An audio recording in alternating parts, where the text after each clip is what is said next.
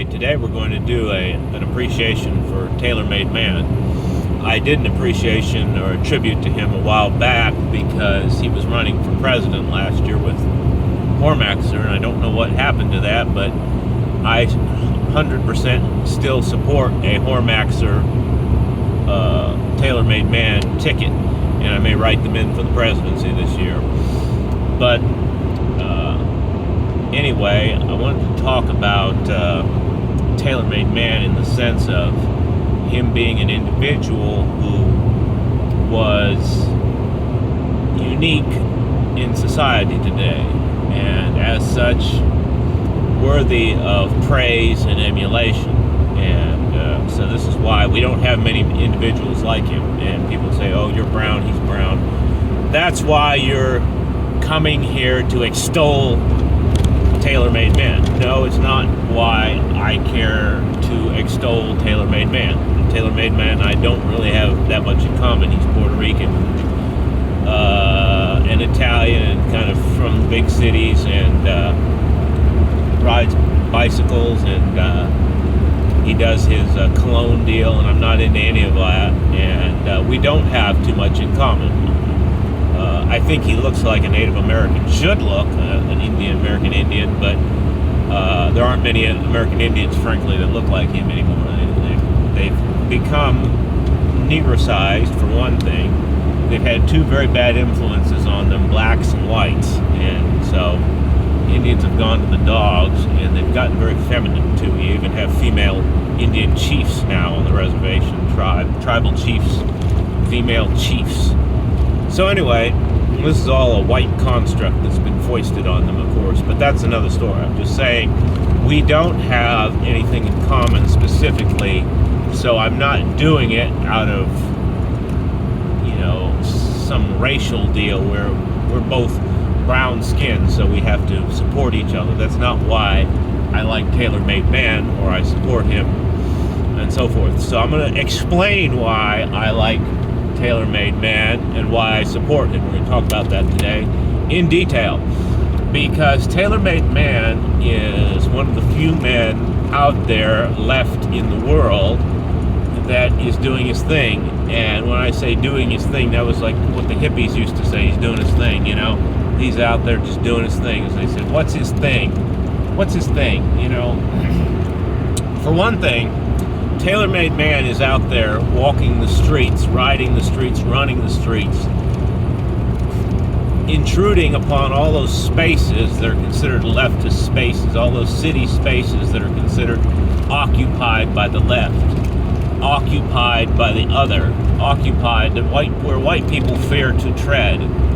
And you say, oh, well, he's not white. Well, he is Hugh White, and basically, he's basically white for all intents and purposes. And so consequently, him intruding on those spots, his encounter with the black man at McDonald's, the homeless man, stuff like that, any space where TaylorMade Man is a safe space for whites.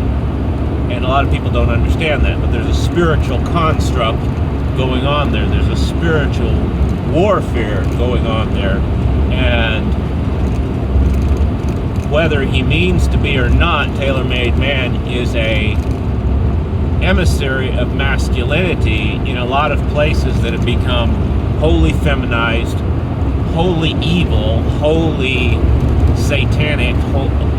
He is that one spirit of masculinity and righteousness, of masculine righteousness, of positive force, of positivity in a dark area. He is that one tiny matchstick blazing in total darkness of the feminine world.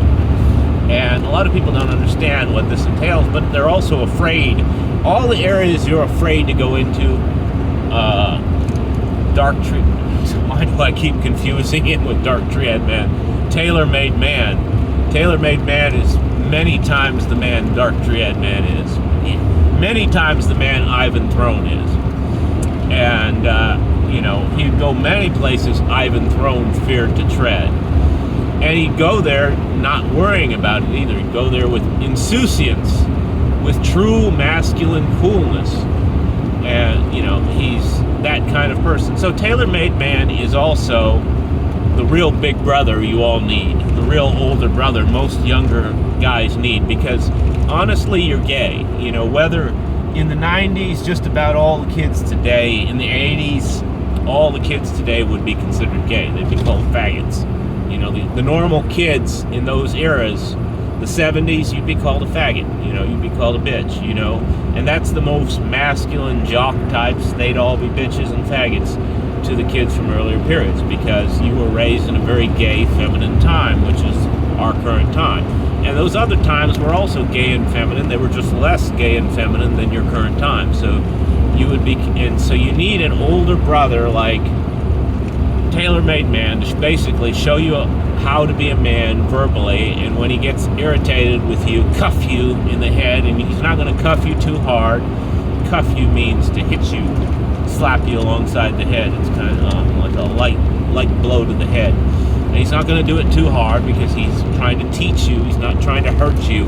He's using the blow. The idea of using force or violence to teach is a very old one. You know, it's like even the old martial arts masters had their canes, and they struck you with them if you did not do the move right, if you didn't do the kata right or whatever. They struck you with the cane, and the pain and humiliation of the blow helped you remember to do it right the next time. And so this was a common practice, striking the student. And you know, if you're just not getting anywhere and you're exasperating the master or your big brother, you need to be struck. And most of you need to be struck. Actually, most young guys today need a violent beating that leaves them, you know, brutally scarred, and you have black eyes and busted lips and maybe some chipped teeth and all that. You need that kind of a beating to straighten you out. That's the kind of deal you need as a young man today, and just to teach you a lesson. This will compensate for all the beatings that you didn't get in the past, and this will teach you a lesson about life. You know, it'll be all compounded. All the beatings you should have gotten previously will be compounded into this one severe beating. Now, I'm not saying tailor-made man would do that to you. I'm saying that he would get exasperated with you at some point when he was trying to teach you life lessons and have to cuff you over the head. And you need that. You need a big brother to do that to you. You need a big brother to teach you about life, which is what he's trying to do on his channel. And you're not going to get that for the most part. So, tailor-made man, if we had a division of men like tailor-made men, not division of men like enlisted men or privates, but we need a division of NCOs like tailor-made man, because tailor-made man is the best of NCO material. I trained with a guy also, I'm not going to talk too much about it, who was like a professional NCO, and he's doing other stuff now, but you know, it's that kind of guy. It's like tailor-made man, very similar. You know, they're not loud, or they're not like Gunnery Sergeant Hartman from Full Metal Jacket. They're not that type of NCO, but they're just the solid guys. They're not going to raise their voice to you unless they need it raised. They really might not raise their voice at all, but they're going to get their message across, and they're going to straighten you out if need be. And that kind of NCO is what is needed. We need a whole division of those to straighten out young men today and the next few generations, you know, and we don't have them, and we're not going to have them. But fortunately, we have tailor-made man as an exemplar of what those men should be like and what men should be like in general today. And so this has been a appreciation of tailor-made man. He is a